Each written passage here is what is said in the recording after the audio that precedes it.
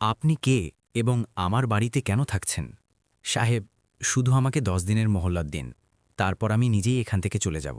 বন্ধুরা, এটা এক এমন কোটিপতির গল্প যে সবকিছু থাকা সত্ত্বেও জীবনে নিস্তব্ধতা ওড়না পড়ে নিয়েছিল। তার মৃত স্ত্রীর স্মৃতির ভারের নিচে চাপা পড়ে সেই মানুষটি দুনিয়ার ভিড় থেকে দূরে একাকিত্বের খোঁজে তার পৈতৃক হাভেলিতে ফিরে আসে। কিন্তু সেই খালি নির্জন হাভেলিতে তাকে যা মেলে তা তার চিন্তা, তার ক্ষত এবং তার ভাগ্য তিনটিকেই চিরকালের জন্য বদলে দেয়। সেখানে এক নিঃসহায় বিধবা তার দুটি ছোট বাচ্চার সাথে অনুমতি ছাড়া থাকছিল। তারপর যা ঘটে তা শুধু একটা ঘটনা ছিল না, বরং মানবতার এমন উদাহরণ হয়ে ওঠে যা পাথরের মতো হৃদয়কেও গলিয়ে দেয়। বন্ধুরা, এই হৃদয় ছুঁয়ে যাওয়া গল্পের পুরো সত্যতা জানার জন্য ভিডিওটি শেষ পর্যন্ত অবশ্যই দেখো। দুপুরের কড়া রোদে রাজবর্ধন সিংহানিয়ার কালো এসইউভি যখন কাঁচা রাস্তা দিয়ে যেতে যেতে শান্তি কুটিরের মূল দরজার দিকে মোড় নেয়, তখন উড়ে যাওয়া ধুলোর মেঘ পিছনের প্রতিটি দৃশ্যকে ঝাপসা করে দেয়। ইঞ্জিনের গড়গড় শব্দ সেই নির্জন গ্রামের নিস্তব্ধতায় অদ্ভুত ধরনের শোরগোল সৃষ্টি করছিল। ঠিক সেই রকম শোরগোল যেমন রাজবর্ধনের মনের ভিতরে চলছিল। বাইরে সব শান্ত ছিল, কিন্তু তার ভিতরে স্মৃতি, অনুশোচনা এবং একাকিত্বের ঝড় উঠছিল। এই হাভেলি শুধু ইট আর গাঁথুনি দিয়ে তৈরি কোনো ভবন ছিল না। এটা তার মৃত স্ত্রী কমলার স্বপ্নের আশ্রয়স্থল ছিল। একটা এমন ঘর যা সে শহরের হইচই থেকে দূরে সরলতা এবং স্বস্তির জন্য বেছে নিয়েছিল। 5 বছর আগে রাজবর্ধন এটা কমলার জন্য কিনেছিল। কমলা চাইত যে তারা দুজনে এখানে এসে এক নতুন জীবন শুরু করবে, যেখানে সকালে পাখির কিচিরমিচির দিয়ে শুরু হবে এবং সন্ধ্যায় নিস্তব্ধতায় ডুবে থাকবে। কিন্তু ভাগ্যের কাছে অন্য কিছুই মঞ্জুর ছিল না। কমলা চলে যায় এবং এই হাভেলি তার স্মৃতির এক নিস্তব্ধ জাদুঘর হয়ে থেকে যায়। আজ 5 বছর পর রাজবর্ধন সেই হাভেলির সামনে দাঁড়িয়েছিল। বাইরে থেকে শক্তিশালী দেখতে সেই মানুষটি ভিতর থেকে ভেঙে পড়েছিল। তাকে জানা ছিল না যে এই ঘরের ভিতরে শুধু অতীত স্মৃতি নয়, বরং একটা এমন গল্প তার অপেক্ষায় ছিল যা তার হৃদয়ের বন্ধ দরজাগুলো আবার খুলে দেবে। 2 বছর আগে এক ভয়ানক সড়ক দুর্ঘটনায় কমলা তাদের চিরকালের জন্য ছেড়ে চলে গিয়েছিল। সেই দিনের পর থেকে এই হাভেলি রাজবর্ধনের কাছে শুধু একটা ঘর ছিল না, বরং এক পবিত্র তীর্থস্থান হয়ে গিয়েছিল। একটা এমন জায়গা যেখানে সে বছরে শুধু একবার তার স্ত্রীর পুণ্যতিথিতে আসত। একা, সম্পূর্ণ একা, কোনো চাকর ছাড়া, কোনো শোরগোল ছাড়া। এখানে এসে সে কমলার ছবির সামনে ঘণ্টার পর ঘণ্টা চুপচাপ বসে থাকত, যেন শব্দের প্রয়োজনই শেষ হয়ে গিয়েছে। এই হাভেলির নিস্তব্ধতায় তাকে কমলার উপস্থিতি অনুভব হতো, এবং হয়তো এই কারণেই সে অন্য কাউকে এখানে আসার অনুমতি দিত না। গাড়ি থেকে নামতেই রাজবর্ধন গভীর শ্বাস নেয়। তাকে আশা ছিল যে এখানকার নির্জন হাওয়া, খালি দেওয়াল এবং নিস্তব্ধতা তার ভারী মনকে একটু স্বস্তি দেবে। কিন্তু যেই তার চোখ হাভেলির মূল দরজায় পড়ে, তার পা হঠাৎ থেমে যায়, তার চোখ বড় হয়ে যায়। এটা কি? তার ঠোঁট থেকে অবিশ্বাস ভরা প্রশ্ন শুধু ফিসফিস হয়ে বেরিয়ে আসে। যে লোহার গেটকে সে মরচে পড়া বিবর্ণ রং এবং অবহেলায় ছেড়ে গিয়েছিল, সেটা এখন তাজা ময়ূরপঙ্খ নীল রঙে চকচক করছিল। সেই রং যা কমলার খুব প্রিয় ছিল। এক মুহূর্তের জন্য রাজবর্ধনের হৃদয় জোরে ধরফড় করে ওঠে। তার ভ্রু কুঁচকে যায়, চোখ এগিয়ে যায়, তো অবাক হওয়া আরও গভীর হয়। যেখানে আগে জংলি ঝোঁপ এবং আগাছা উঠেছিল, সেখানে এখন সুন্দর করে কাটা সবুজ ঘাস বিছানো ছিল। রাস্তার দুপাশে গাঁদা ফুল ফুটেছিল, যেন কেউ পুরো মন দিয়ে এই জায়গাকে সাজিয়েছে। হাভেলির জানালাগুলো, যা ধুলোর মোটা স্তরে ঢাকা থাকার কথা ছিল, এখন রোদে চকচক করছিল। কাঁচ এতটা পরিষ্কার ছিল যে তাতে আকাশের প্রতিচ্ছবি দেখা যাচ্ছিল। রাজবর্ধনের শরীরে এক অদ্ভুত শিহরণ দৌড়ে যায়। এটা কি করে সম্ভব? কেউ কি তার অনুমতি ছাড়া তার স্মৃতির এই মন্দিরে প্রবেশ করেছে? কেউ কি তার স্ত্রীর চিহ্নগুলো স্পর্শ করার সাহস করেছে? রাগ এবং কৌতূহলের মিশ্রিত ভাব তার চেহারায় স্পষ্ট ঝলক ছিল। সে এগিয়ে গিয়ে গেটে জোরে ধাক্কা দেয়, কিন্তু আশার বিপরীতে ভারী লোহার গেট কোনো চিৎকার ছাড়াই সহজে খুলে যায়, যেন কেউ সম্প্রতি তার কবজায় তেল দিয়েছে। এই ছোট কথাটাও রাজবর্ধনকে ভিতর পর্যন্ত ঝাঁকুনি দেয়। সবকিছু এতটা জীবন্ত কেন লাগছিল?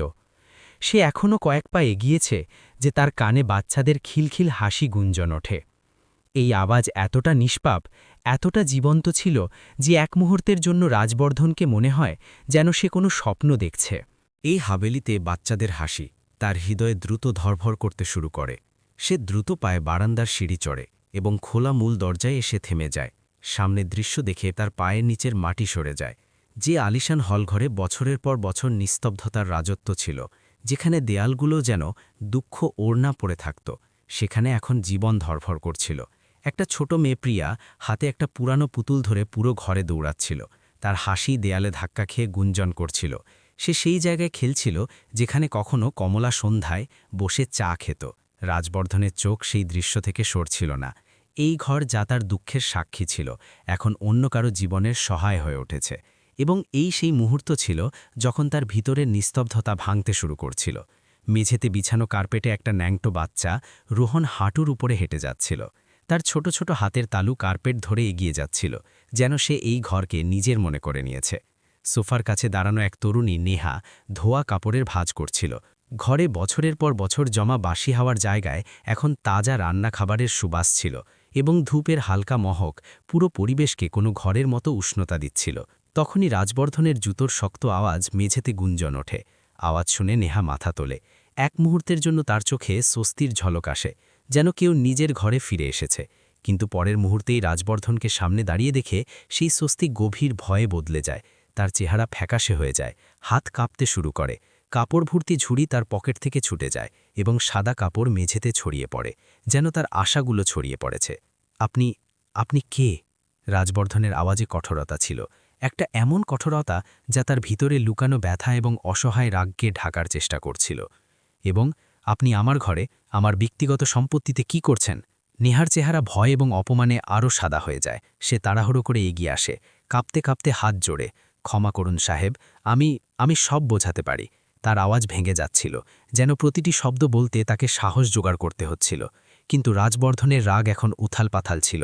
সে এখানে শান্তির খোঁজে এসেছিল, তার স্ত্রীর স্মৃতিতে ডুবে, তার ক্ষতগুলো চুপচাপ সহ্য করতে। এবং এখানে তো কোনো অজানা লোক তার দুনিয়ায় কবজা করে নিয়েছে। কি বোঝাবেন আপনি? এটা সোজাসাপটা অবৈধ প্রবেশ, ট্রেসপাসিং। আমাকে এখনই পুলিশকে ডাকতে হবে। পুলিশের নাম শুনতেই পরিবেশ আরও ভারী হয়ে যায়। ছোট প্রিয়া দৌড়ে তার মায়ের পুল্লুর পিছনে লুকিয়ে যায়। তার চোখ ভয়ে বড় হয়ে যায়। ন্যাংটো রোহন হঠাৎ জোরে জোরে কাঁদতে শুরু করে। তার নিষ্পাপ আওয়াজ পুরো ঘরে গুঞ্জন করে। নেহার চোখ থেকে অশ্রু ঝরে পড়ে। সে সেখানেই মেঝেতে হাঁটুতে বসে পড়ে, যেন জীবন তাকে আগে কতবার এভাবে ফেলেছে। না সাহেব, প্লিজ পুলিশকে ডাকবেন না। নেহা গিরগির করে। তার আওয়াজে এক মায়ের অসহায়ত্ব স্পষ্ট ঝলক ছিল। আমার স্বামী মারা গেছেন, কাজ চলে গেছে। বাড়িওয়ালা আমাদের বৃষ্টিতে ঘর থেকে বের করে দিয়েছে। আমাদের যাওয়ার জন্যে কোনো জায়গা ছিল না। এই হাবেলি বছরের পর বছর বন্ধ পড়েছিল। আমি ভেবেছিলাম শুধু কয়েকদিন, যতক্ষণ না আমি বাচ্চাদের জন্য অন্য কোনো ছাদ পাই। তার কথাগুলো রাজবর্ধনের কানে গুঞ্জন করছিল। শব্দগুলো স্পষ্ট ছিল, সত্যি ছিল, কিন্তু তার হৃদয় এখনও কঠিন ছিল। হয়তো দুঃখ মানুষকে কিছু সময়ের জন্য পাথর বানিয়ে দেয়। তখনই নেহার পল্লুর পিছনে লুকানো ছোট প্রিয়া কাঁপা আওয়াজে ধীরে ধীরে জিজ্ঞাসা করে, মা, আমরা কি আবার সেই ব্রিজের নিচে শোব? আবার? এই একটা শব্দ রাজবর্ধনের হৃদয়ে হাতুড়ির মতো আঘাত করে, যেন কেউ তার ভিতরে জমা সব স্তর এক ছটকায় সরিয়ে দিয়েছে। সে সেখানেই দাঁড়িয়ে থেকে যায়। রাগ, ব্যথা, স্মৃতি এবং মানবতা সব একসাথে ধাক্কা খাচ্ছিল। এবং সেই মুহূর্তে তার জীবন একটা এমন মোড়ে এসে দাঁড়িয়েছে যেখান থেকে ফিরে আসা এখন সহজ ছিল না। হঠাৎ রাজবর্ধনের চোখের সামনে কমলার চেহারা উঠে আসে। সেই কমলা যে প্রায়শই হাসতে হাসতে বলতো যে ঘর দেয়াল দিয়ে হয় না, ঘর সেই লোকদের দিয়ে হয় যারা তাতে শ্বাস নেয়। সেই কমলা যে কোনো নিঃসহায়কে খালি হাতে ফিরতে দেখতে পারত না, যে তার নিজের দুঃখের চেয়ে অন্যের ব্যথা বেশি অনুভব করত। সেই চেহারার স্মৃতি আসতেই রাজবর্ধনের আঙুলগুলো অনিচ্ছায় শক্ত হয়ে যায়। সে তার মুঠোগুলো কষে ধরে এবং চোখ এক মুহূর্তের জন্য বন্ধ করে, যেন ভিতরে ওঠা ঝড়কে ধরার চেষ্টা করছে। যখন সে চোখ খোলে তখন তার চেহারা থেকে রাগের কঠোরতা কিছুটা গলে গিয়েছে, কিন্তু ব্যথা সেই এখনও সেখানেই ছিল, গভীর এবং চুপ। তুমি জানো এটা অপরাধ নেহা? রাজবর্ধন সংযত আওয়াজে বলে। সেই স্বরে এখন আগের মতো তীক্ষ্ণতা ছিল না, বরং ক্লান্তি এবং ভাঙন মিশেছিল। নেহা মাথা নিচু করে। জানি সাহেব, তার আওয়াজ কাঁপছিল। কিন্তু আমার বাচ্চাদের ক্ষুধা এবং ঠান্ডা আমাকে অপরাধী বানিয়ে দিয়েছে। আমার কাছে কোনো রাস্তা ছিল না। শুধু আমাকে 10 দিন দিন। আমি প্রতিশ্রুতি দিচ্ছি, আমরা সম্পূর্ণ চুপচাপ থাকব। আপনার খেয়ালও হবে না যে আমরা এখানে আছি। রাজবর্ধনের চোখ অনিচ্ছায় সেই বাইরের নীল রঙের গেটের দিকে চলে যায়। সেই রং যা কখনো কমলার এত প্রিয় ছিল। তারপর সে ঘরের ওপর চোখ বোলায়। পরিষ্কার মেঝে, সুন্দর করে সাজানো কোণ, হাওয়ায় ছড়ানো ঘরের মতো উষ্ণতা, এবং শেষে তার চোখ সেই অসহায় মায়ের ওপর থেমে যায় যে তার বাচ্চাদের ভবিষ্যতের জন্য হাত জোড়ে দাঁড়িয়েছিল। এই হাভেলিতে, যেখানে বছরের পর বছর শুধু দুঃখ এবং নিস্তব্ধতা বাজত, আজ প্রথমবার জীবনের আওয়াজ অনুভব হচ্ছিল। সে একটা লম্বা এবং ভারী শ্বাস ছাড়ে, যেন তার ভিতরের কোনো সিদ্ধান্তকে চূড়ান্ত রূপ দিচ্ছে। ঠিক আছে, রাজবর্ধন কঠিন কিন্তু ক্লান্ত শব্দে বলে, 10 দিন, শুধু 10 দিন পর্যন্ত তুমি এখানে থাকতে পারো। কিন্তু আমার একটা শর্ত আছে, তুমি এবং তোমার বাচ্চারা আমার চোখের আড়ালে থাকবে। আমি এখানে আমার স্ত্রীর স্মৃতিতে এসেছি। আমার কোনো শোরগোল চাই না। তোমরা পিছনের সার্ভেন্ট কোয়ার্টারে থাকবে। নেহার চোখে স্বস্তির অশ্রু ভরে আসে। সে তৎক্ষণাৎ তার দুটি বাচ্চাকে বুকে জড়িয়ে নেয়, যেন তাদের দুনিয়ার প্রতিটি সমস্যা থেকে বাঁচাতে চাইছে। ভগবান আপনার ভালো করুন সাহেব, সে ভারী আওয়াজে বলে। আমরা আপনাকে সম্পূর্ণ বিরক্ত করব না। এটা এক অদ্ভুত চুক্তি ছিল। এক কোটিপতি যে তার স্ত্রী স্মৃতির সাথে একা থাকতে চাইছিল, এবং এক গৃহহীন পরিবার যার শুধু মাথা গোজার জন্য একটা ছাদ দরকার ছিল। সেই মুহূর্তে রাজবর্ধনের ধারণাও ছিল না যে তার এই সিদ্ধান্ত তার জীবনকে কোন মোড়ে নিয়ে যাবে, কিন্তু এতটা নিশ্চিত ছিল যে সেই মুহূর্তের জন্য শান্তিকুটিরের দেওয়ালগুলো যেন স্বস্তির শ্বাস নিয়েছে। রাজবর্ধন সিংহানিয়া এবং নেহার মধ্যে এই অদ্ভুত চুক্তি হয়েছে এখনও কয়েক মুহূর্ত কেটেছে, যে হাভেলির মূল দরজা হঠাৎ জোরে আওয়াজ করে খুলে যায়। এই অপ্রত্যাশিত শোরগোল এতটা জোরে ছিল যে রাজবর্ধন এবং নেহা দুজনেই চমকে ওঠে। তাদের মধ্যে তৈরি হওয়া সেই নাজুক স্বস্তি এক ঝটকায় ভেঙে যায়। ঘরে আবার অজানা টানাপোড়েন ভরে যায়, যেন গল্পটা এখন কোনো নতুন ঝড়ের দিকে এগোচ্ছে। দরজায় শান্তিকুটিরের বছরের পুরানো চৌকিদার রামলাল দাঁড়িয়েছিল। তার চেহারা রাগ এবং বিস্ময় লাল হয়ে গিয়েছে। চোখে আগুন ছিল, যেন কেউ তার থেকে তার হক ছিনিয়ে নিয়েছে। তার পিছনে গ্রামের এক তরুণ ছেলে দাঁড়িয়েছিল, যে গলা উঁচু করে সন্দেহ ভরা চোখে হাভেলির ভিতরে উকি দিচ্ছিল। পরিবেশে হঠাৎ বাইরের দুনিয়ার সেই পুরানো কঠোরতা ঢুকে পড়েছে, যা থেকে রাজবর্ধন পালিয়ে এখানে এসেছিল। সাহেব, রামলাল হলঘরে পা রেখেই চিৎকার করে বলে। তার আওয়াজে অদ্ভুত অপমান মিশেছিল, সাথে সেই মিথ্যে অধিকারের অহংকারও, যা সে বছরের পর বছর মনে পুষে রেখেছে। বছরের পর বছর বন্ধ পড়ে থাকা এই হাভেলি তাকে এই ভ্রম দিয়েছে যেন সেই এর মালিক, এবং আজ সত্যিকারের মালিকের সামনে এক অনধিকার প্রবেশকারী মহিলা এবং তার বাচ্চাদের দেখে তার অহংকার পুরোপুরি জ্বলে উঠেছে। এটা সব কি হচ্ছে? সে আঙুল তুলে নেহার দিকে ইঙ্গিত করে। এই মহিলা এবং তার বাচ্চারা, আমি এদের এখানে থাকতে মানা করেছিলাম, সতর্ক করেছিলাম যে এই হাভেলি মালিকের, এই হয় চাবি চুরি করেছে, নয়তো তালা ভেঙেছে। নেহা সিটিয়ে যায়। সে তার ছেলে রোহনকে আরও কোষে বুকে জড়িয়ে নেয় এবং ছোট প্রিয়াকে তার পুরানো শাড়ির পল্লুতে লুকিয়ে নেয়, যেন তাকে দুনিয়ার প্রতিটি চোখ থেকে বাঁচাতে চাইছে। তার চোখ ভয়ে ভরে যায়। সে চুপচাপ রাজবর্ধনের দিকে তাকাতে শুরু করে। সেই চোখে শব্দ ছিল না, কিন্তু সাহায্যের এক গভীর আর্জি ছিল। রামলাল থামনা, শ্বাস না নিয়ে তার কথা আরও উঁচু আওয়াজে বলতে থাকে। এরা চোর সাহেব, আমি শুনেছি এই বিধবা এবং শহরে ইধার উধার ঘুরত। আজ এখানে আছে, কাল পুরো সম্পত্তিতে কবজা করে নেবে। আপনি এখনই এদের পুলিশের হাতে তুলে দিন। তার আওয়াজ হলঘরের দেয়ালে ধাক্কা খেয়ে গুঞ্জন করছিল। প্রতিটি শব্দ যেন পরিবেশকে আরও ভারী করছিল। রাজবর্ধনের মাথায় এক অদ্ভুত চাপ তৈরি হতে শুরু করে। সেই পুরানো টেনশন, সেই শোরগোল, সেই অভিযোগ এবং সন্দেহের দুনিয়া, এই সব ছেড়ে সে শহর থেকে পালিয়ে এখানে এসেছিল, কমলার স্মৃতির মধ্যে শান্তির খোঁজে। রাজবর্ধন এক মুহূর্তের জন্য চোখ বন্ধ করে, গভীর শ্বাস নেয়, নিজেকে শান্ত করে। ঘরে দাঁড়ানো প্রতিটি মানুষের ধড়কন যেন সেই মুহূর্তে থেমে গিয়েছে। এখন যা সে বলতে চলেছে সেইটাই নির্ধারণ করবে যেই হাভেলি আবার নিস্তব্ধতা ওড়বে নাকি মানবতার আওয়াজে ভরে উঠবে। রাজবর্ধন এক মুহূর্তের জন্য তার স্ত্রী কমলার সবসময় হাসতে থাকা চেহারা স্মরণ করে। সেই হাসি যা সবচেয়ে কঠিন মুহূর্তেও তাকে মানুষ থাকার কথা মনে করিয়ে দিত। সে তার আওয়াজকে বরফের মতো ঠান্ডা এবং পুরোপুরি নিয়ন্ত্রিত করে নেয়। রামলাল। রাজবর্ধন শান্ত কিন্তু পুরোপুরি অথরিটেটিভ স্বরে বলে। সে ইচ্ছা করে প্রতিটি শব্দকে ধীর এবং স্পষ্ট রাখে, যাতে রামলাল তার জায়গা এবং অধিকার দুটোই ভালো করে বুঝতে পারে। এটা আমার ঘর এবং আমি এখানে উপস্থিত। আমার পুলিশ ডাকার কোনো প্রয়োজন নেই। এটা বোঝো যে নেহা এবং তার বাচ্চারা পরের 10 দিনের জন্য আমার মেহমান। মেহমান সাহেব, এটা কি কথা বলছেন আপনি? রামলালের স্বরে অবাক হওয়ার চেয়ে বেশি আহত অহংকার ছিল। এটা আমার সিদ্ধান্ত। রাজবর্ধন তার কথা মাঝপথেই কেটে দেয়। তোমার দায়িত্ব হাভেলির বাইরে পর্যন্ত সীমাবদ্ধ। তোমাকে এখানকার পরিষ্কার পরিচ্ছন্নতা দেখতে হয়েছে, যা তুমি করতে পারোনি। আজ থেকে তুমি শুধু বাইরের দরজায় থাকবে। এই ঘরের ভিতরে কি হচ্ছে তার সাথে তোমার কোনো সম্পর্ক থাকবে না। এখন তুমি যেতে পারো। রামলাল যে এতদিন নিজেকে এই হাভেলির বালিক ভেবে বসেছিল, ভিতর থেকে খুব খারাপভাবে অপমানিত হয়ে গিয়েছে। যেতে যেতে সে নেহাকে এমনভাবে তাকায় যেন সে কোনো রোগ যা এই ঘরে ছড়িয়ে পড়েছে। ঠিক আছে সাহেব, সে বিড়বিড় করে বলে, কিন্তু আমি আপনাকে বলে দিচ্ছি এর চরিত্র ঠিক নয়। গ্রামে বাইরে যাও।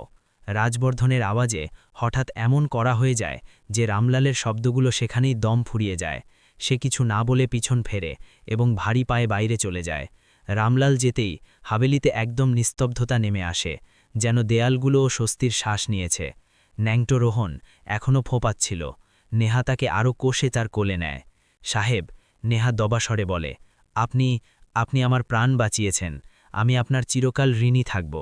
রাজবর্ধন চোখ বন্ধ করে, এক মুহূর্তের ঠহর নেয়, যেন ভিতরে জমা টেনশনকে শ্বাসের সাথে বাইরে বের করছে। তারপর চোখ খুলে বলে, আমি কারো প্রাণ বাঁচাইনি। নেহা তার চোখ মেঝেতে ছড়ানো কাপড়ের দিকে যায়। আমি শুধু নিজেকে এবং এই ঘরকে আরও টেনশন থেকে বাঁচিয়েছি। তারপর তার আওয়াজ কঠিন হয়ে যায়। এবং একটা কথা শোনো, আমি এখানে কমলার স্মৃতিতে থাকতে এসেছি। আমার পুরো শান্তি চাই, কোনো শোরগোল না, কোনো বিরক্তি না। নেহা তৎক্ষণাৎ তার অশ্রু মোছে এবং নিজেকে সামলে নেয়। তার আওয়াজে এখন ভয়ের সাথে দৃঢ়তাও ছিল। আপনার শান্তি ভঙ্গ হবে না সাহেব, আমি প্রতিশ্রুতি দিচ্ছি। রাজবর্ধন বিনা ভাববদল নিয়ম ঠিক করে। তুমি এবং বাচ্চারা পিছনের পুরানো চাকরদের কোয়ার্টারে থাকবে। তোমার প্রয়োজনীয় জিনিস রান্নাঘর থেকে তখনই নেবে যখন আমি আমার ঘরে থাকব। খাবার পিছনের দালানে রান্না হবে এবং সেখানেই খাওয়া হবে। তুমি এবং বাচ্চারা আমার চোখের সামনে আসবে না। বলতে বলতে তার চোখ নেহার হাতে ধরা একটা ছোট ভাঙা মাটির খেলনার উপর পড়ে। ঠিক সেই রকম খেলনা যেমন কখনো কমলা কোনো বাচ্চার জন্য কিনেছিল। এক মুহূর্তের জন্য তাকে মনে হয় যেন সেই ভাঙা খেলনাতেও তার স্ত্রীর নিষ্পাপ হাসি লুকিয়ে আছে। কিন্তু পরের মুহূর্তেই সে নিজেকে সামলে নেয়। আওয়াজে আবার সেই কঠোরতা ফিরে আছে। কাল থেকে তুমি তোমার সীমা জানবে। যদি একটুও নিয়ম ভাঙা হয় তাহলে আমি বিনা ভেবে পুলিশ ডাকব। আমরা ভাঙব না সাহিব, নেহা প্রায় ফিসফিস করে বলে। রাজবর্ধন বিনা পিছনে তাকিয়ে সিঁড়ি চড়তে শুরু করে। সে উপরে তার বড় ধুলোহীন বেডরুমের দিকে চলে যায়। কিন্তু তার প্রতিটি পায়ের সাথে এটা স্পষ্ট হচ্ছিল যে এই হাভেলিতে শুধু লোক আসেনি, বরং আবেগগুলোও ফিরতে শুরু করেছে।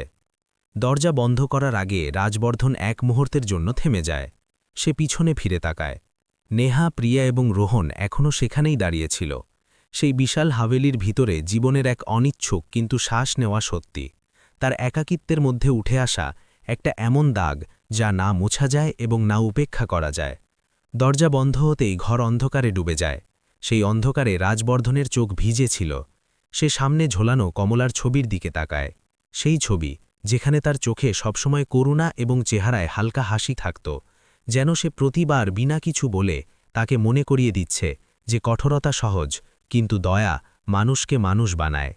রাজবর্ধনকে জানা ছিল না যে এই 10 দিন কি করে কাটবে, কিন্তু তাকে এটা স্পষ্ট অনুভব হচ্ছিল যে এখন শান্তিকুটির আগের মতো নির্জন ছিল না।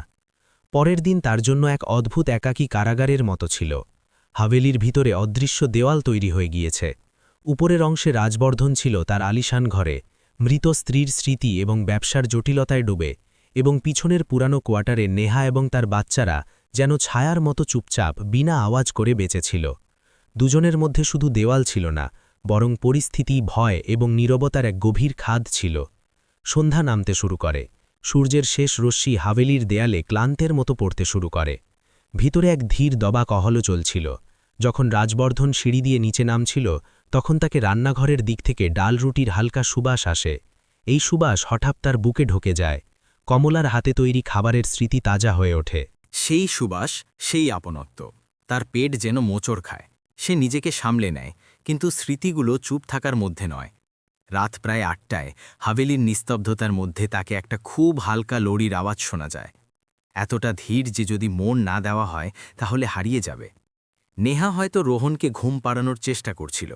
লড়িটা খুব সাধারণ ছিল, কিন্তু তাতে এক মায়ের মমতা এবং অসহায়ত্ব খুলে বইছিল। প্রতিটি সুরে ক্লান্তি ছিল, প্রতিটি শব্দে ভয় এবং আশার অদ্ভুত মিশ্রণ। রাজবর্ধনের হৃদয় কয়েক মুহূর্তের জন্য ভারী হয়ে যায়। সে জানালা খুলে দেয়, নিচে উঠোনে তার চোখ নেহার উপর পড়ে। সে এক কোণে বসেছিল, যেখানে সে বাচ্চাদের জন্য একটা ছোট খাটিয়া বানিয়ে রেখেছে। চারপাশে কিছু পুরানো বাসন, একটা ছেঁড়া চাদর এবং বাচ্চাদের সিটিয়ে যাওয়া স্বপ্ন। সেই মুহূর্তে রাজবর্ধন অনুভব করে যে তার নিজের একাকিত্ব এবং দুঃখের তুলনায় নেহার সংগ্রাম অনেক বেশি বাস্তব ছিল। সে শুধু তার স্ত্রীর মৃত্যুর শোক করছিল, কিন্তু নেহা প্রতিদিন প্রতি রাতে তার এবং তার বাচ্চাদের জীবন বাঁচানোর লড়াই লড়ছিল। রাত প্রায় 10টায় রাজবর্ধনের তেষ্টা পায়। সে বিনা আওয়াজ করে সিঁড়ি নামার সিদ্ধান্ত নেয়, এই ভয়ে যে কোথাও নেহা বা বাচ্চারা জেগে না ওঠে। রান্নাঘর পরিষ্কার ছিল, মাটির চুলো থেকে এখনও ধীর আঁচের উষ্ণতা এবং সুবাস আসছিল। সে পানি খায় এবং ফিরতে যাচ্ছিল যে হঠাৎ তার চোখ রান্নাঘরের দরজায় দাঁড়ানো নেহার ওপর পড়ে। সেও হয়তো পানি নিতে এসেছিল। দুজনে একে অপরের সামনে থেমে যায়। মাঝে এক অদ্ভুত নীরবতা ছিল, এমন নীরবতা যাতে প্রশ্নও ছিল এবং ভয়ও। সাহেব, নেহা খুব ধীরে প্রায় ফিসফিস করে বলে, তুমি এখানে কি করছো? রাজবর্ধন তার আওয়াজে কঠোরতা আনার চেষ্টা করে, যেন নিজেকে মনে করিয়ে দিচ্ছে যে তাকে আবেগ থেকে দূরে থাকতে হবে। মাফ করুন সাহেব, নেহা মাথা নিচু করে। আমি পানি নিতে এসেছিলাম। রোহন জেগে গেছেকার এবং সেটার কথা শেষ করতে পারে না। হয়তো ভয় ছিল যে রাজবর্ধন রেগে যাবে। রাজবর্ধনের চোখ তার হাতে ধরা একটা পুরানো ভিজে কাপড়ের উপর পড়ে। সেটা কি? সে জিজ্ঞাসা করে। নেহা দ্বিধা করে, তার চেহারায় ব্যথা এবং লজ্জা একসাথে উঠে আসে। খুব ধীর আওয়াজে সে উত্তর দেয়, প্রিয়ার রাতে প্রস্রাব হয়ে গিয়েছে। আমার কাছে বেশি কাপড় বা ডায়পার নেই সাহেব, আমি এটা ধুয়ে শুকাচ্ছিলাম। সেই মুহূর্তে রান্নাঘরের নিস্তব্ধতা আরও গভীর হয়ে যায়। শব্দ শেষ হয়ে গিয়েছে, কিন্তু সত্যি ঘরকে ভরে দিয়েছে। এবং রাজবর্ধন প্রথমবার বুঝতে শুরু করে যে এই হাভেলিতে যা এসেছে সে শুধু 3জন মানুষ নয়, বরং একটা এমন সত্যি যা থেকে পালানো এখন সহজ হবে না। রাজবর্ধনকে সেই মুহূর্তে তার কোটি কোটি ব্যাংক অ্যাকাউন্ট, তার বিলাসবহুল জীবন এবং সেই শূন্যতায় হঠাৎ রাগ হয়ে যায় যা টাকা কখনো ভরতে পারেনি। সে বিনা ভেবে প্রশ্ন করে, তুমি ঠিক আছো? নেহা অবাক হয়ে ওপরে তাকায়, যেন তাকে বোঝাই হচ্ছে না যে এই প্রশ্ন তার থেকে জিজ্ঞাসা করাও যায়। আমার কোনো সমস্যা নেই সাহেব, সে অভ্যাসবশত উত্তর দেয়। মিথ্যে ছিল না, শুধু অসম্পূর্ণ সত্যি ছিল। না, রাজবর্ধন ধীরে কিন্তু স্পষ্ট শব্দে বলে, তুমি এভাবে বাচ্চাদের পালতে পারবে না, তোমার চাকরির দরকার। পরের সকালে যখন সূর্যের সোনালি রশ্মি শান্তিকুটিরের বারান্দায় পড়ে, তখন হাভেলিতে এক আলাদা নিস্তব্ধতা ছিল। সেই নিস্তব্ধতা দুঃখের নয়, বরং কোনো সিদ্ধান্তের পরের স্থিরতার ছিল। রাজবর্ধন নিচে আসে, মূল হলঘর পরিষ্কার ছিল। নেহা প্রিয়ার পাশে বসে তাকে ধীর স্বরে বোঝাচ্ছিল যে জোরে আওয়াজ করবে না। সে প্রতি মুহূর্তে এই কথার প্রতি সচেতন ছিল যে কোথাও মালিকের শান্তি ভঙ্গ না হয়। যেই নেহার চোখ রাজবর্ধনের উপর পড়ে, সে তাড়াহুড়ো করে একপাশে সরে যায়, যেন কোনো অদৃশ্য দেওয়াল আছে যার সাথে সে লেগে গিয়েছে। মাথা নিচু করে, শ্বাস থামিয়ে দেয়। রাজবর্ধন সোজা তার সামনে এসে দাঁড়ায়। গতরাতের কথাই আমি ভেবেছি। তার আওয়াজে এবার গতরাতের মতো কঠোরতা ছিল না। 10 দিনে তুমি অন্য ছাদ খুঁজে পাবে না, এবং কাজ ছাড়া এই লড়াই আরও কঠিন হয়ে যাবে। তোমার চাকরির দরকার। নেহার চোখ একসাথে আশা এবং অবিশ্বাসে ভরে যায়। চাকরি সাহেব, তার আওয়াজ কেঁপে যায়। এই গ্রামে কে দেবে? গ্রামে না, রাজবর্ধন মাঝপথেই বলে, আমি দেব। নেহা যেন শ্বাস ভুলে যায়। তুমি আমার হাভেলির দেখভাল করবে, এখানেই থাকবে বাচ্চাদের সাথে। তার হৃদয়ে জোরে জোরে ধরপড় করতে শুরু করে। এটা একটা এমন আশা ছিল যার কল্পনাও সে কখনো করেনি। কিন্তু সাহেব, সে দ্বিধা করে বলে, আমি তো শুধু ঘরের কাজ জানি, এবং আমার কাছে বাচ্চা আছে। এটাই তোমার কাজ, রাজবর্ধন গম্ভীরভাবে বলে। এই ঘরের দেখভাল করা, সেই ঘরের যা আমার স্ত্রী তার স্বপ্নে গড়েছিল। তুমি এখানে পরিষ্কার করেছ, এবং প্রথমবার আমার মনে হয়েছে যে এই ঘর সত্যিই শান্তিকুটির। সে মুহূর্ত থেমে জিজ্ঞাসা করে, এই গেটকে রং করেছে? আমি সাহেব, নেহা ধীরে বলে। নীল রং খুব পুরানো লাগছিল, আমি বাজার থেকে রং এনে লাগিয়েছিলাম। রাজবর্ধন মাথা নাড়ে। সেই নীল রং যা কমলার সবচেয়ে প্রিয় ছিল। নেহা বিনা জেনে তার কাজের প্রতি সমর্পণে সেই রঙই বেছে নিয়েছিল। দেখো নেহা, রাজবর্ধন শব্দগুলোকে পুরোপুরি স্পষ্ট রেখে বলে, এটা চাকরি, ভিক্ষা নয়। আমি তোমাকে প্রতি মাসে 5,000 টাকা দেব। বাইরে থেকে আসা প্রতিটি লোকের থেকে, বিশেষ করে রামলাল থেকে, তুমি আমাকে বাঁচাবে। তুমি সোজা আমার সাথে কথা বলবে। আজ থেকে তুমি এই হাভেলির কেয়ারটেকার। নেহার জন্য এটা শুধু চাকরি ছিল না, এটা প্রাণদান ছিল। তার চোখ থেকে অশ্রু বইতে শুরু করে। সাহেব, তার আওয়াজ ভারী হয়ে যায়। আমি এই এহসান কখনো ভুলব না। কিন্তু আপনি কি সত্যিই আমার ওপর ভরসা করতে পারেন? আমি এক অজানা মহিলা। ভরসা নয়, রাজবর্ধন তৎক্ষণাৎ উত্তর দেয়। এটা ব্যবসা। তুমি আমাকে শান্তি এবং আমার ঘরের নিরাপত্তা দেবে। আমি তোমাকে বেতন এবং ছাদ দেব। যদি তুমি আমাকে ধোঁকা দাও, তাহলে তুমি এবং তোমার বাচ্চারা তৎক্ষণাৎ এখান থেকে চলে যাবে। এই শর্ত কি তোমার মঞ্জুর? নেহা তার অশ্রু মোছে। এবার তার চোখে ভয় নয়, দৃঢ়তা ছিল। সে মাথা নাড়ে। মঞ্জুর সাহেব, আমি পুরো সততা এবং লগন দিয়ে কাজ করব। রাজবর্ধন তাকে প্রয়োজনীয় জিনিস কেনার জন্য কিছু টাকা দেয় এবং বলে যে রামলালকে স্পষ্ট বলে দাও যে সে এখন এখানেই কাজ করে। শান্তিকুটিরে সেই দিন কোনো বড় শোরগোল হয়নি, কিন্তু সেই দিনই এই হাভেলিতে এক নতুন শুরু চুপচাপ পা রেখেছে। নেহা যাওয়ার পর রাজবর্ধন চুপচাপ তার স্ত্রীর ছবির কাছে এসে দাঁড়ায়। ঘরে হালকা আলো ছিল এবং দেয়ালে ঝোলানো কমলার হাসতে থাকা ছবি তাকে দেখছিল, যেন সব বুঝছে। দেখো কমলা, সে খুব ধীরে বলে, আমি তোমার এই ঘরকে জীবিত রাখার জন্য এক নতুন ব্যবস্থা করেছি।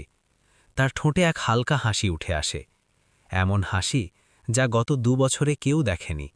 সেই হাসি ব্যথা থেকে নয়, স্বীকৃতি থেকে জন্ম নিয়েছে। যেন সে প্রথমবার এটা মেনে নিয়েছে যে জীবন পুরোপুরি থেমে যায় না, শুধু তার সুর বদলে যায়।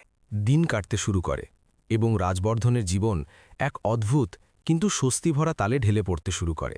এখন সকালে তার ঘুম তাজা ফুলের সুবাসে খোলে এবং রান্নাঘর থেকে আসা নেহার হাতে তৈরি ইডলির হালকা মহক হাভেলিতে ছড়িয়ে যায়। সে এখনও তার বেশিরভাগ সময় ওপরে তার ঘরে কাটায়, কিন্তু নিচে আসতে ভয় পায় না। তাকে এখন এই অনুভূতি হয়েছে যে আওয়াজগুলো আগেই হাভেলিতে ঢকা যেন লাগত, সেগুলো এখন জীবনের ধরকান ছিল। প্রিয়ার খিলখিল হাসি, রোহনের হাঁটুর ওপর হাঁটা ধীর সুন্দর আওয়াজ, এই সব এখন তাকে খোঁচা দেয় না। এক সন্ধ্যায় রাজবর্ধন তার ঘরে কাজ করছিল। ফাইল খোলা ছিল, ল্যাপটপের স্ক্রিন জ্বলছিল, কিন্তু হঠাৎ তার বুকে তীব্র ব্যথা ওঠে। সেই ব্যথা যা কমলা যাওয়ার পর থেকে তাকে জাপটে ধরত, টেনশন এবং একাকিত্বের ব্যথা।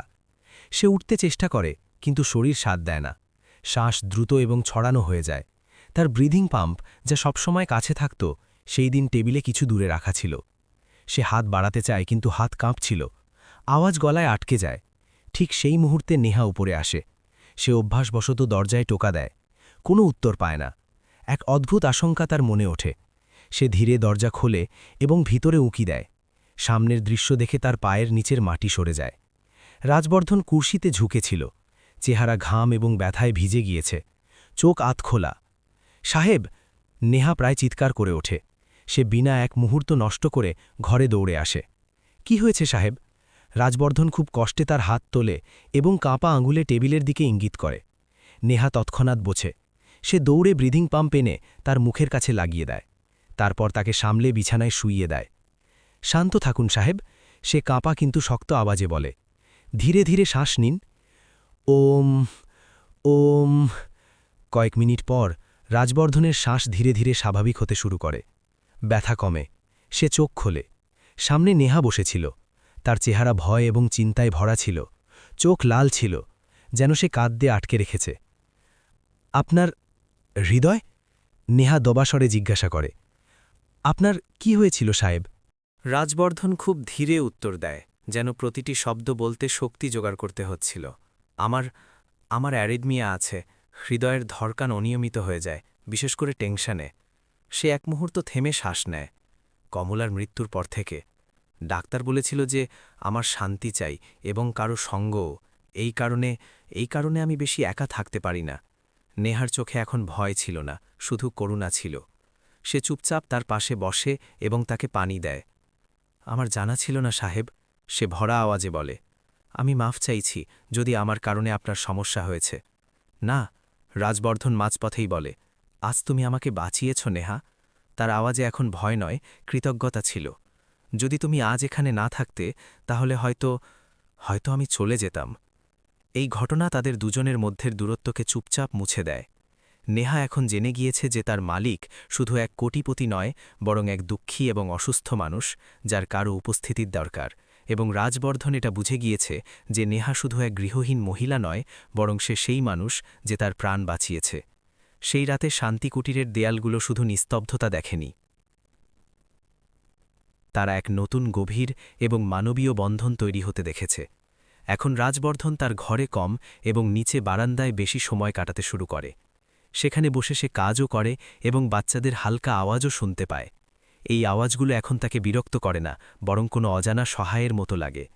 প্রিয়া এখন বুঝে গিয়েছে যে সাহেব কোনো ভয়ঙ্কর পুলিশওয়ালা নয়, বরং এক শান্ত এবং দয়ালু মানুষ। মাঝে মাঝে সে তার ভাঙা খেলনা তুলে তাদের কাছে এসে এবং বিনা কিছু বলে তাদের পায়ের কাছে বসে খেলতে শুরু করে। রাজবর্ধন তাকে থামায় না। সেই দৃশ্য দেখে তার ভিতরে এক অদ্ভুত স্বস্তি নামে, এমন স্বস্তি যা কমলার মৃত্যুর পর তার জীবন থেকে পুরোপুরি হারিয়ে গিয়েছিল। এক দুপুরে হাভেলির পিছনের উঠোনে নেহা কাপড় ধুচ্ছিল। রোদ তীব্র ছিল, কিন্তু সেখানে এক ঘরোয়া শান্তি ছিল। রাজবর্ধন হয়তো তার সাথে রান্নাঘরের জিনিস এবং পরের সপ্তাহের ব্যবস্থা নিয়ে কথা বলতে এসেছিল, কিন্তু যেই সে নেহাকে কাজ করতে দেখে তার পা নিজে থেকে থেমে যায়। নেহা শাড়ি পরে মাটিতে বসেছিল, কপালে ঘামের ফোঁটা চকচক করছিল এবং সে খুব ধীর স্বরে কিছু গুনগুন করছিল, যেন কাজের ভারকে হালকা করার চেষ্টা করছিল। নেহা, নেহা, রাজবর্ধন ধীরে আওয়াজ দেয়। নেহা চমকে যায়। সে তৎক্ষণাৎ দাঁড়িয়ে ওঠে এবং তাড়াতাড়ি তার ভিজে হাত শাড়ির পল্লুতে মোছে। জি সাহেব। তুমি কাজ নিয়ে খুব সৎ, রাজবর্ধন সহজ স্বরে বলে। তুমি এই হাভেলির খেয়াল এমন রাখো যেন এটা তোমার নিজের ঘর। নেহার চেহারায় এক হালকা হাসি আসে, কিন্তু সেই হাসি শিগগিরই ব্যথায় বদলে যায়। এটা এহসান সাহেব, সে ধীরে বলে। আপনার এহসানের কারণেই আজ আমার বাচ্চাদের মাথায় ছাদ আছে। আমি এই ঘরকে কমলা ম্যাডামের স্বপ্ন মানি। আমি দরজায় নীল রং এই কারণেই লাগিয়েছিলাম। তার আওয়াজ ভরে আসে। ওপরের ঘরে তাদের ছবি এবং পেন্টিং আছে, তাতে নীল রং অনেক দেখা যায়। আমার মনে হয়েছিল, সে থেমে যায়। আমার মনে হয়েছিল তাদের এই রঙই পছন্দ হবে। রাজবর্ধন এটা শুনে গভীর অবাক হয়। নেহা যে কখনো কমলাকে দেখেনি, তার প্রিয় রঙকে চিনে ফেলেছে এবং তার ছোট প্রচেষ্টায় এই হাভেলিকে সেই স্মৃতির সাথে জুড়ে দিয়েছে। তুমি তুমি কমলাকে কি করে জানলে?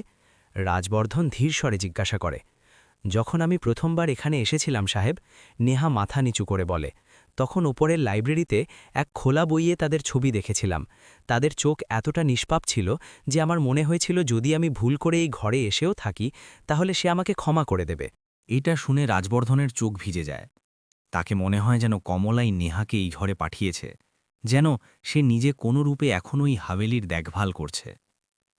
সেই মুহূর্তে রাজবর্ধন প্রথমবার তার ভিতরের ব্যথাকে খোলাখুলি শব্দ দিতে শুরু করে।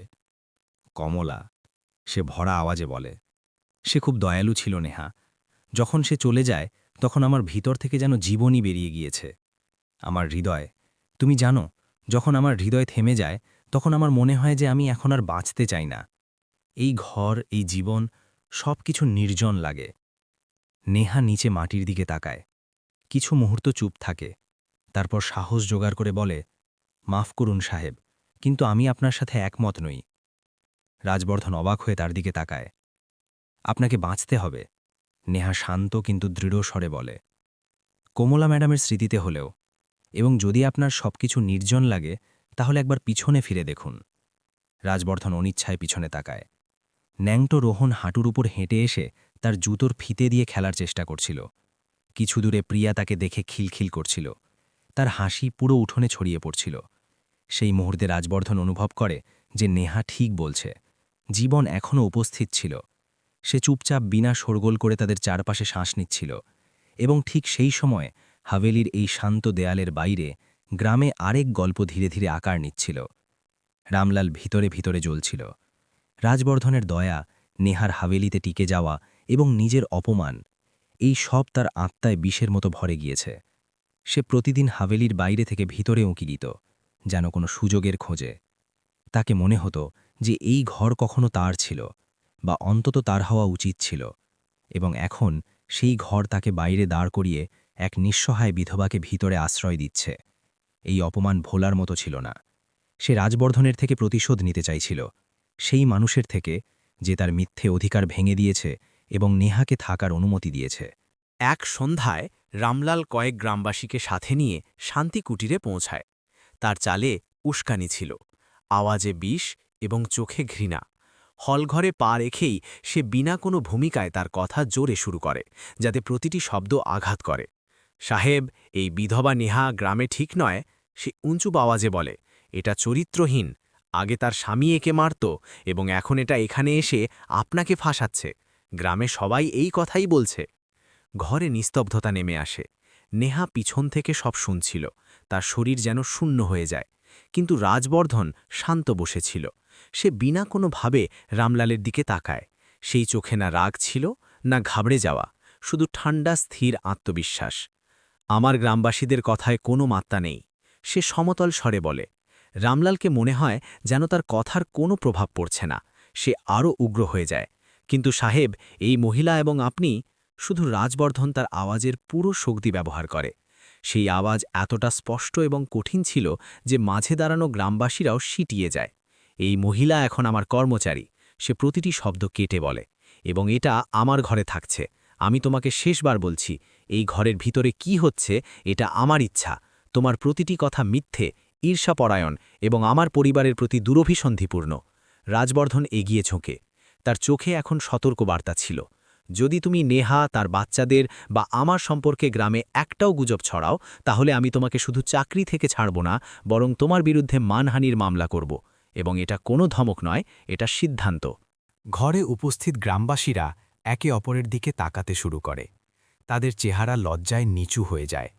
কারো এখন চোখ তুলে বলার সাহস ছিল না। তারা বিনা কিছু বলে ধীরে ধীরে বাইরে বেরিয়ে যায়। রামলালও পিছন ফেরে, কিন্তু যেতে যেতে তার চোখে অপমানের চেয়ে বেশি প্রতিশোধের আগুন ছিল। সে চুপ ছিল, কিন্তু তার মনে শপথ পুষছিল। সেই রাতে নেহা ভয় এবং কৃতজ্ঞতার মিশ্রিত ভাব নিয়ে রাজবর্ধনের কাছে আসে। তার চোখ ভিজে ছিল। সাহিব, সে ধীর স্বরে বলে, আজ আপনি আমার সম্মান রক্ষা করেছেন। রাজবর্ধন তার দিকে তাকায়।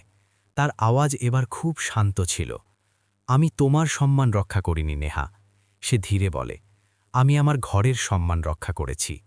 তারপর সে এক মুহূর্ত থেমে বলে, যেন কোনো চূড়ান্ত সিদ্ধান্ত নিচ্ছে। এবং আমি এখন সিদ্ধান্ত নিয়ে ফেলেছি। তুমি এখন কোথাও যাবে না। তোমাকে এবং তোমার বাচ্চাদের এখানেই থাকতে হবে। নেহার চোখ থেকে অশ্রু বইতে শুরু করে। সে কিছু বলতে পারে না। শান্তিকুটিরের দেয়ালগুলো সেই রাতে শুধু এক পরিবারের রক্ষা দেখেনি, বরং এক ভাঙা ঘরের আবার জোড়া লাগতে অনুভব করেছে। রামলালকে হাভেলি থেকে ছাড়িয়ে দেওয়ার পর শান্তিকুটিরের হাওয়ায় এক নতুন, গভীর এবং স্থায়ী স্বস্তি বসে যায়। যেন কেউ বছরের পর বছর বন্ধ জানালা খুলে দিয়েছে এবং ভিতরে আটকে থাকা শ্বাসগুলো অবশেষে মুক্ত হয়েছে। রাজবর্ধন অনুভব করে যে এখন তার হৃদয়ের ধড়কান শুধু শরীরকে জীবিত রাখার জন্য নয়, বরং জীবনের সত্যিকারের অর্থের সাথে তাল মিলিয়ে চলছে। তার স্বাস্থ্যও ধীরে ধীরে ভালো হতে শুরু করে। ডাক্তারদের ওষুধের চেয়ে বেশি প্রভাব এখন সেই টেনশনের শেষ হওয়ার ছিল, যা বছরের পর বছর তার ভিতরে জমেছিল। একাকিত্ব, যা কখনো প্রতি রাতে তাকে ঘিরে ফেলত, এখন নেহা, প্রিয়া এবং রোহনের উপস্থিতিতে কোথাও হারিয়ে গিয়েছে। এক সন্ধ্যায় হাভেলির বারান্দায় চাঁদনি ছড়িয়েছিল। সাদা আলো দেয়ালে এমনভাবে বিছিয়েছিল যেন কেউ শান্তিকে আকার দিয়ে দিয়েছে। রাজবর্ধন বারান্দার সিঁড়িতে বসেছিল। তার হাতে চায়ের কাপ ছিল, যা ঠান্ডা হয়ে গিয়েছে, কিন্তু তাকে এর খেয়াল ছিল না। নেহা বাচ্চাদের ঘুম পাড়িয়ে চুপচাপ তার পাশে এসে বসে। দুজনের মধ্যে কোনো আনুষ্ঠানিকতা ছিল না, কোনো ভয় ছিল না, শুধু এক সহজ নীরবতা ছিল, যা শব্দের চেয়ে অনেক বেশি স্নেহে ভরা ছিল। নেহা, রাজবর্ধন খুব ধীরে আওয়াজ দেয়, জি সাহেব। নেহা মাথা নিচু করে উত্তর দেয়। রাজবর্ধন তার সামনে রাখা কমলার ছোট ছবির দিকে তাকায়। সেই ছবি, যা এখন তাকে ব্যথা নয়, বরং পথপ্রদর্শন দেয়। আমি অনেক ভেবেছি, সে বলে। কমলা চাইতো যে আমি সুখী থাকি, কিন্তু আমি তার স্মৃতিগুলো ধরে এই হাভেলিকে এক জাদুঘর বানিয়ে দিয়েছিলাম। আমি এটা ভুলে গিয়েছিলাম যে কমলা নিজে কতটা জীবন্ত মনের ছিল। সে চাইতো যে ঘরে হাসি থাকুক, আওয়াজ থাকুক, জীবন থাকুক। সে নেহার দিকে তাকায়। এখন যখন আমি তোমাকে এবং তোমার বাচ্চাদের দেখি, তখন আমার মনে হয় যে এই ঘর সত্যিই কমলার স্বপ্নে ভরে গিয়েছে। তুমি এই হাভেলিকে আবার জীবিত করে দিয়েছ নেহা। নেহা কিছু বলে না। তার চোখ ভরে আসে। তুমি আমাকেও জীবিত করে দিয়েছ। রাজবর্ধনের আওয়াজে এখন কোনো সংকোচ ছিল না। যখনই আমার হৃদয় ঘাবড়ে যায়, তুমি থাকো। যখন আমি প্রিয়াকে হাসতে দেখি বা রোহনকে কোলে নিই, তখন আমার মনে হয় যে এটা জীবনের দ্বিতীয় সুযোগ, যা কমলা আমাকে দিয়েছে। নেহা চুপচাপ শুনতে থাকে। তার চোখ থেকে অশ্রু বইতে শুরু করে, কিন্তু সে সেগুলো মোছে না। সে জানে যে এই মুহূর্ত মিথ্যে নয়। আমি তোমাকে এখানে চাকরি বা কোনো এহসানের ভাড়ের নিচে রাখতে চাই না। রাজবর্ধন তার কথা এগিয়ে নেয়। আমি তোমাকে সেই সম্মান দিতে চাই যার তুমি এবং তোমার বাচ্চারা হকদার। সে এক গভীর শ্বাস নেয়, হয়তো জীবনের সবচেয়ে কঠিন এবং সবচেয়ে সত্যি কথা বলার জন্য। আমি, তার আওয়াজ এক মুহূর্তের জন্য থেমে যায়। আমি তোমাকে বিয়ে করতে চাই। চাঁদনি সেই রকমই ছড়িয়েছিল, হাবেলি সেই রকমই শান্ত ছিল। কিন্তু সেই মুহূর্তে শান্তিকুটির শুধু এক প্রস্তাব শোনেনি, সে দুটি ভাঙা জীবনকে একে অপরের সহায় হতে দেখেছে। বারান্দায় এক গভীর নীরবতা নেমে আসে, এমন নীরবতা যাতে শব্দ ছিল না, কিন্তু আবেগের শোরগোল খুব জোরে ছিল। নেহার কানে রাজবর্ধনের শব্দগুলো কোনো দূরের স্বপ্নের মতো গুঞ্জন করছিল। সে নিজেকে সেই সত্যির সামনে দাঁড় করাতে পারছিল না। এক গৃহহীন অভাগিনী বিধবা এবং রাজবর্ধন সিংহানিয়া, শহরের সবচেয়ে ধনী এবং সম্মানিত লোকদের মধ্যে এক। এই দূরত্ব তাকে অসম্ভব লাগছিল। সাহেব, নেহা খুব দবা স্বরে বলে, আমি এর যোগ্য নই। তার চেহারায় আত্মসন্দেহ, ভয় এবং বছরের পর বছরের ঠক্কলের ক্লান্ত সত্যি স্পষ্ট ঝলক ছিল। আপনি এত বড় মানুষ, আমি এক সাধারণ মহিলা। লোকে কি বলবে? তার আওয়াজ কেঁপে যায়। রামলালের মতো লোকেরা, তারা আমাদের বাঁচতে কষ্ট করবে। রাজবর্ধন বিনা এক মুহূর্ত নষ্ট করে তার হাত ধরে। এটা প্রথমবার ছিল যখন সে এভাবে নেহাকে স্পর্শ করেছে। সেই স্পর্শে কোনো অধিকার ছিল না, কোনো তাড়াহুড়ো ছিল না, শুধু গভীর আপনত্ব এবং পুরো সমর্পণ ছিল। নেহা চমকে যায়, কিন্তু সে হাত ছাড়ে না। লোকে কি বলবে?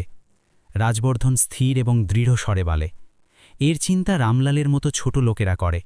সে নেহার চোখে তাকায়। নেহা, আমি সেই মানুষ নই যা তুমি ভাবছ। আমি সেই মানুষ যে তার জীবনে সবকিছু হারিয়েছে এবং এখন তার আওয়াজ ভরে আসে। এখন আমি তোমাকে এবং তোমার বাচ্চাদের পেয়েছি। সে তার হাত আরও শক্ত করে ধরে। আমার তোমার সরলতায় ভালোবাসা, তোমার সততায়, তোমার মাতৃত্বে, যেভাবে তুমি বিনা অভিযোগে প্রতিটি দায়িত্ব নিভিয়েছ। সে হালকা হাসির সাথে বলে, তুমি আমার হৃদয়ের শান্তি কুটির। তারপর খুব ধীরে কিন্তু পুরো বিশ্বাসের সাথে সে বলে, আমি আমার সিদ্ধান্ত নিয়ে ফেলেছি। তুমি আমার স্ত্রী হবে এবং প্রিয়া এবং রোহন আমার বাচ্চা। এক মুহূর্ত থেমে সে জিজ্ঞাসা করে, কি তুমি আমার এই প্রাণদান গ্রহণ করবে? নিহার চোখ থেকে অশ্রু বইতে শুরু করে, কিন্তু এই অশ্রু ব্যথার ছিল না। এই অশ্রু সেই বছরের পর বছরের সংগ্রামের ছিল, যা অবশেষে সম্মান এবং নিরাপত্তায় বদলে যাচ্ছে। সে তার বাচ্চাদের উজ্জ্বল ভবিষ্যৎ রাজবর্ধনের চোখে দেখে, একটা এমন ভবিষ্যৎ যেখানে ভয় থাকবে না, অপমান থাকবে না। সে খুব ধীরে মাথা নাড়ে। হ্যাঁ সাহেব, তার আওয়াজ ভরা ছিল, আমি প্রস্তুত। কয়েক সপ্তাহের মধ্যে শান্তিকুটিরের রূপ বদলে যায়। সেই হাভেলি যা কখনো শোক এবং একাকিত্বের প্রতীক ছিল, এখন উৎসবের রঙের রঙিন হতে শুরু করে। রাজবর্ধন কোনো বড় দেখানো শহরের অনুষ্ঠান বেছে নেয়নি। সে ইচ্ছা করে সিদ্ধান্ত নেয় যে এই বিয়ে সেই গ্রামেই হবে, সেই লোকদের সামনে যাদের চোখে কখনো নেহার ওপর প্রশ্ন উঠেছিল। এই বিয়ে শুধু দুজনের মিলন ছিল না, এটা নেহার সম্মানের পুনঃপ্রতিষ্ঠা ছিল। বিয়ের দিন আসে। হাভেলি গাঁদা এবং গোলাপ ফুলে সাজানো ছিল, সুবাস হাওয়ায় মিশেছিল। গ্রামের সব লোক সেখানে উপস্থিত ছিল, এমনকি সেই লোকেরাও যারা কখনো নেহার উপর সন্দেহ করেছিল, আজ চুপচাপ এই দৃশ্যের সাক্ষী হয়ে দাঁড়িয়েছিল। রামলাল ছাড়া সবাই এই অনন্য বিয়ে দেখতে এসেছিল।